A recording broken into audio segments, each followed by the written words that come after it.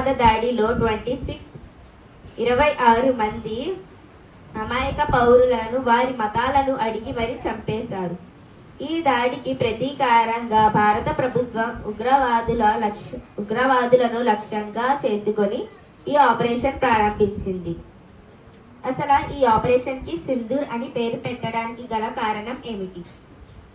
హిందూ సంస్కృతిలో పెళ్ళైన ఆడవాళ్ళు తమ భర్తలు జీవించి ఉన్నారు అని నుదుటున పెట్టుకునే పవిత్రమైన గుర్తు. ఈ దాడిని ఖండిస్తూ భర్తలను కోల్పోయిన మహిళలకు న్యాయం చేయాలని మరియు ఉగ్రవాదులకు గట్టి సందేశం ఇవ్వడానికి ఈ ఆపరేషన్ కి సింధూర్ అని పేరు పెట్టడం జరిగింది. ఈ ఆపరేషన్ కి 2 మహిళలు కల్నాల్ సోఫియా ఖురేషీ మరియు వింగ్ కమాండర్ వ్యోమికా సింగ్ మన దేశ ఆడపడుచులు.